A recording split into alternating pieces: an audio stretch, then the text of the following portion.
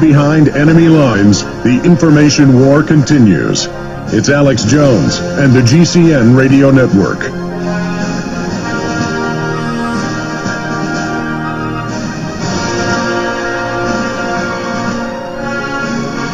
All right, Webster Griffin Tarpley is our guest. I want to hurry through your phone calls so I can get into, separate from Webster's solutions and ideas he's got, where he sees them taking us, and politically as a realist, how he sees things unfolding.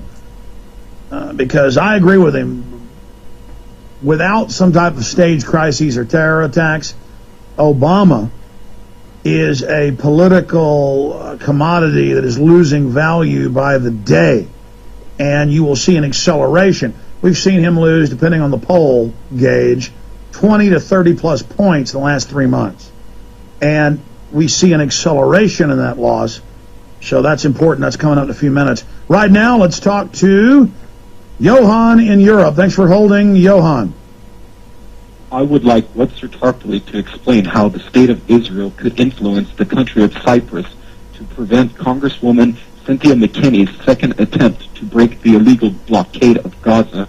Tonight she's going to be on Mike Rivero, What Really Happened. As even before the boat had docked at the Cyprus port, there was an official waiting there with papers saying that it was unseaworthy, even before he had even taken a look at it.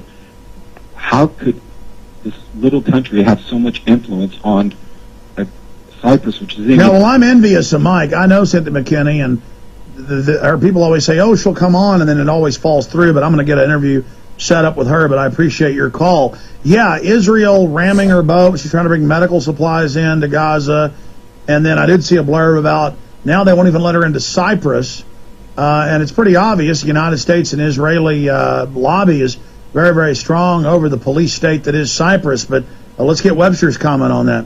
Well, I certainly condemn the Israeli blockade of Gaza, and I condemn what the Israelis did there. They killed about 1,500 people, and you didn't see the U.S. media screaming about 1,500 people dead, as they have now about a much smaller number, as far as we know, in Iran. And I would also point out that what Obama and Netanyahu are talking about is not really a two-state solution, but it's actually a kind of Bantustan, where there would be a limited sovereignty or maybe autonomy, self-administration, Bantustan for the Palestinians. I think what you've got to have is an independent Palestinian state with real sovereignty.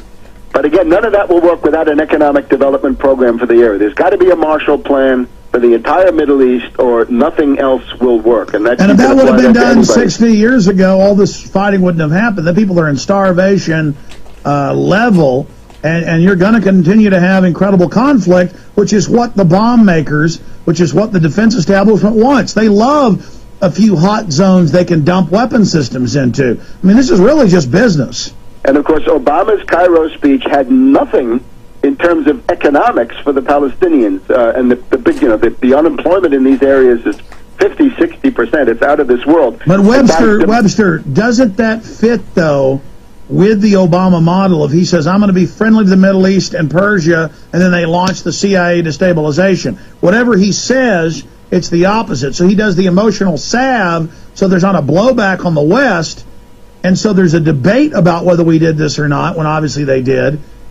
Go ahead.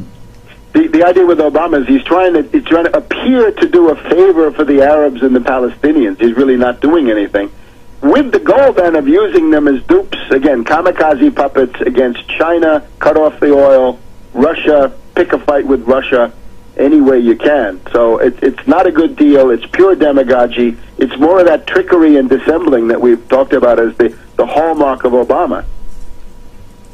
Absolutely. Okay, let's go to Anthony in California.